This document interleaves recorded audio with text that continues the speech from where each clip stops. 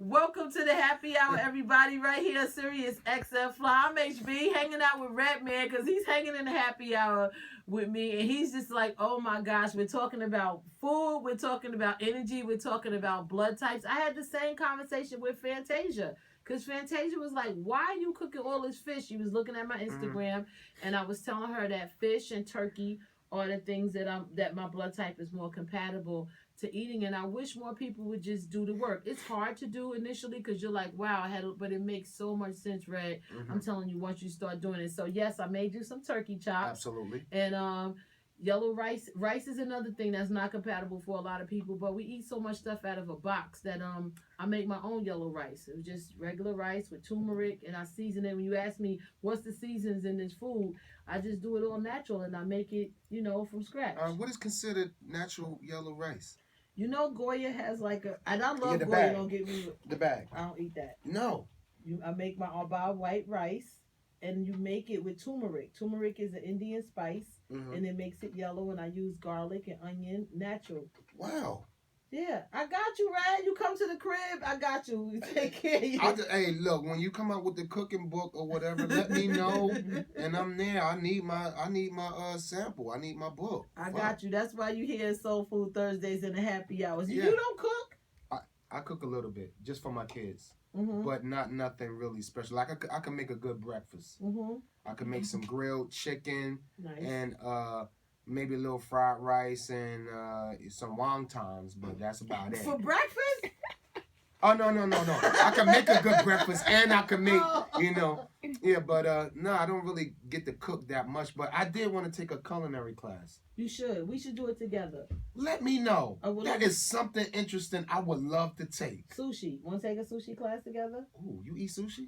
Is sushi healthy for you, though? Yes, it is. It's fish. You could do a veggie sushi. You could do all different kinds. You make different kind of rolls. I'm not really a big sushi fan. You eat vegetables, though, right? Absolutely. So we could do it instead of putting fish inside. We could put veggies inside. And wrap and wrap it all up. We could do all of that. Okay, then. I'm with that.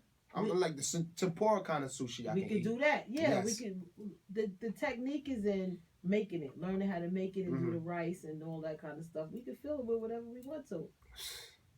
All right, I'm with it. All right, we're going to do that. You heard him, right? I'm ready. It's Soul Food Thursdays in the happy hour, hanging out with Redman, yes. a.k.a. Reggie Noble. What joint you want to hear right now? You know we only play hip-hop and R&B from the 90s to the 2000s. What you want to hear? I want to hear Relax Your Mind by Tribe Called Quest. Let's get it. Absolutely. Happy hour on Fly.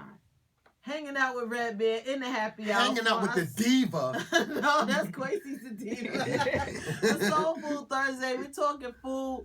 We're talking energy. We're talking cooking classes now. But we got to talk music, Red. A lot of people don't know. You started out as a DJ. Absolutely. For? I was DJing for Do It All Do.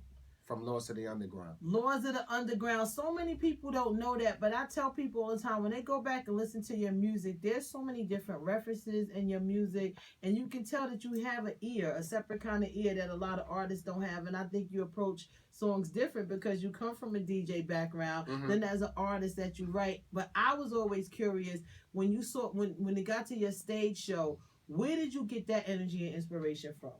Watching other people's stage show. I think I really built my stage show from watching Run DMC when he used to come out and being cocky with the leather and just I'm Run. Everybody saying his name. I just from there I knew whenever I got in the game I wanted that same kind of effect. And watching Busta Rhymes and watching De La Soul and yeah. So I built a lot from artists in the game and I put my stage show together. Being in the game for so long, you ever thought about was there ever an era or a time where you just didn't want to do this no more? Good fucking question. Well, I just wanted to say, you know what? I'm tired of this shit. I'm done. I'm done. Cause you've seen it. Like you know the ins and outs that a lot of people who appreciate music don't have a chance to see. You being on Def Jam, which was, and to some degree it still holds weight when people say that name. The history automatically pops up when you hear the word Def Jam. Absolutely. You were there in the heights of it. People remember the movie about Def Jam. People, there was a time when we could name every artist on the roster. Right. You've seen so much of it. Like, was there ever a time where it's just like, yo, I'm done. I'm as an artist, I'm good if I don't ever pick up the pen and spit no more. Yeah, it was a couple of times I said that. It had to be when I guess when motherfuckers was just getting on my nerve, or I said that when the game was changing a little bit because it got to a point where we from the same era. It got to a point where we started letting other radio shows or other radio personality dictate what's hot and what's not no more. Where it was just the '90s had balance. Like we had dudes that talked about money. Then we had for example, the women. There ain't enough women in the game no more. Enough dope women.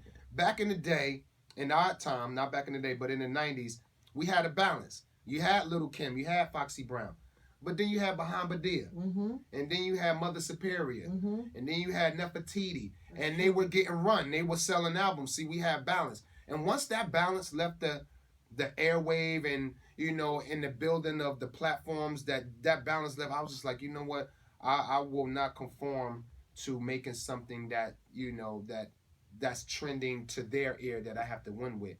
I'm done. If I gotta win that way, I'm done. I don't need to do this shit no more. I can start being a better father to my kids. Sorry about that. And I can concentrate on other things. But then again, I'm like, this is my livelihood. And then I start thinking about Gladys Knight.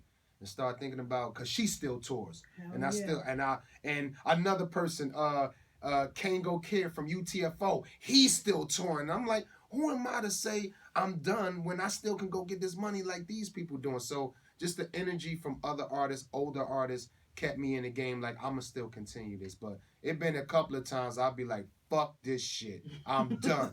I could go out, take this money, hit the block, or it starts hanging out at the happy hour with me and Redman. Yes. Having a ball. I love you so much, Redman. No, I love you. I love you so much. She is the realest chick in the game. Man. I swear to God, yo. If you don't know Heather B, she is one of the realest chicks in the game. Thank you so much. Always been a fan of yours. Always supported your music. And just as a fan, curious too, you talked about some of the tough times in the game. That transition period, and that's just for lack of a better word, that you made from Dare to Dark Side to Muddy Waters. Did you ever feel like giving up after doing Dare's the Dark Side and people didn't receive it the way that a lot of your true hardcore fans thought that it should have been received, and you went into Muddy Waters? That's why I fucks with you. I love you. Her questions is what people want to hear. There's the Dark Side. I was just high as hell during There's the Dark Side. Because There's the Dark Side, that's when Keith Murray came to Def Squad, and yo, we was just wilding. When you say high, it was beyond weed. It was that Bomb Z. Yo, on There's a Dark Side, I was smoking dust on that bitch, but not the whole album though. But that was the Bomb Z. That them motherfuckers ain't know what Bomb Z was, but yeah, that was the Bomb. And it wasn't like that I wanted to give up because a lot of my fans didn't receive it well. But what I came to find out that a lot of fans did receive it well, and a lot of females. More females came up to me about There's a Dark Side than any of my albums. And I thought that was the weirdest shit in the world. And I did kind of feel like, hey, I did this album by myself because I did the production on it by myself. Right. And when I did Muddy Waters, it was just like an enlightening. Like, okay, I know I went too gritty, too far, too hard on it. There's a Dark Side. I'm becoming more of a man, more of an established artist. This Muddy Waters album shows my balance now. I'm breaking out. I'm taking care of my body now. No more of the bullshit. I left the Bomb Z alone. New life. But I never kind of felt like I should, stop or switch modes because of that There's a Dark Side album. I just thought it was real dark. That's why it was called There's a Dark Side. And I honestly didn't think that a lot of people would receive it well, but after hearing through the years, it was like, wow, that goes down as a classic too. Yeah. Cause that's my least album. That's my least album I like. Really? Yes, besides the Reggie album, I threw the Def Jam just to get off of them. That was one of my least albums that I was like, I'll tell you a little secret about why females like that album. There's a Dark Side. Wow. It was an era where during that time when you released that album, weed was such on high, and it was the chocolate. I remember specifically, was such on a high, and every chick from the hood was running around with a dude that looked like you, with a t-shirt on and long john shirt underneath and the cap, and everybody was smoking, and it just related. No fucking way. Yeah. You just told me something wild and new. So a lot of chicks who was smoking with they dudes, that was the soundtrack to those relationships. That's Get why a outta lot of here. chicks mess with that album. Big up to all my chicks that was tuned into that. You just put me on something new, Heather. Oh, You crazy I for that? know. High five, baby. Yes, you That's already right. know. So new music, new everything. What's new? Muddy Waters 2 album dropping next year independently. Mm-hmm. Stay tuned for that. Me and Meth is working on a Blackout 3. We also got the green light to do a How High Part 2. It's being written right now. Hopefully we can start shooting by this time next year. I want a little part in that. I will work that out. Write me in, Reggie. Yo, just stay on me. I could just won't be your forget you. sister or That's somewhere right, and that's be like right. just putting you out. That's you right. gotta get out because you can't find a That's job. right. That's So- right. That's just right. write me in, Reggie. Absolutely. All right. Absolutely. I'm gonna stay on you.